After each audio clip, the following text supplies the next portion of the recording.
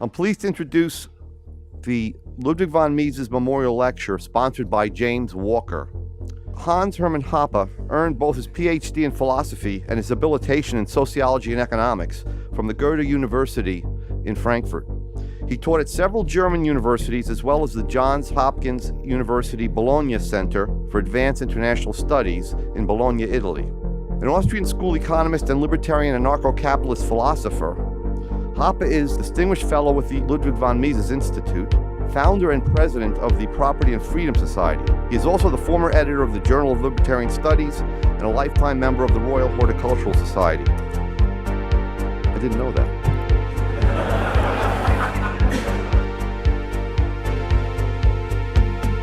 Let me begin with a few words about society. Why is there a society? Why do people cooperate? Why is there peaceful cooperation rather than permanent war among mankind? Austrians, and in particular Misesians, emphasize the fact that we do not need to assume anything like sympathy or love for other people in order to explain this. Self-interest, that is to prefer more over less, that is entirely sufficient to explain this phenomenon of cooperation. Men cooperate because they are able to recognize that production under division of labor is more productive than self-sufficient isolation. But something can and obviously has happened that disrupts and distorts or even derails this normal self-interest driven development. And this is of course the state, a compulsorily funded territorial monopolist of protection. It is a monopolist of defense and the provision and enforcement of law and order.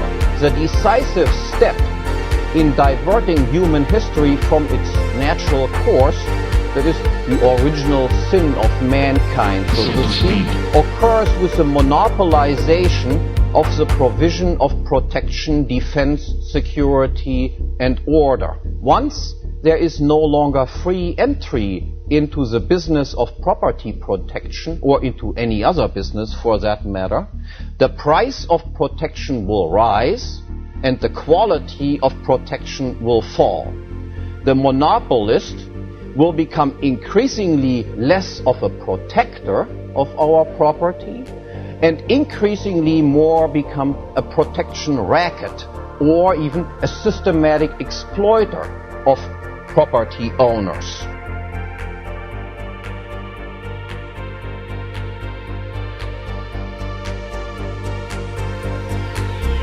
There are also genuinely evil people doing real evil things to real private property owners. Most importantly, of course, the ruling elites in charge of the state apparatus, as every libertarian would have to admit. Now, one surely has no obligation to be nice to them. And why is it in particular the small minority of white, gentile, heterosexual males, and especially its most successful members, that owes some extra kindness to the vast majority of all other people? Why not the other way around?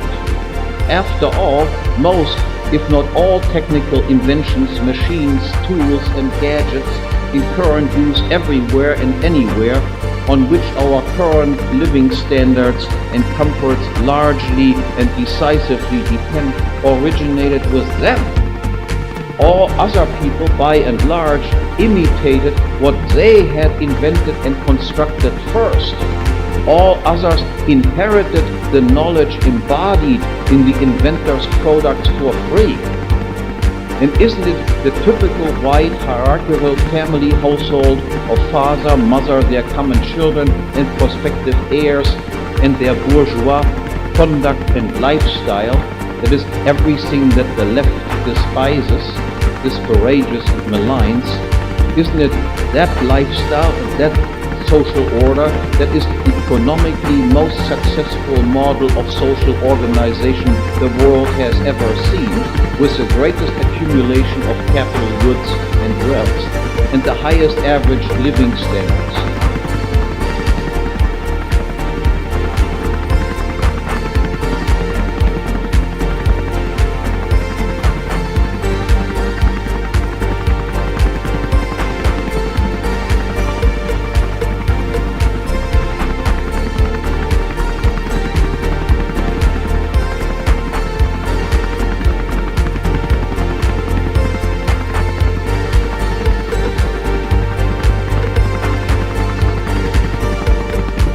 this, I will do what I talked about, resort to silent action. Thank you very much.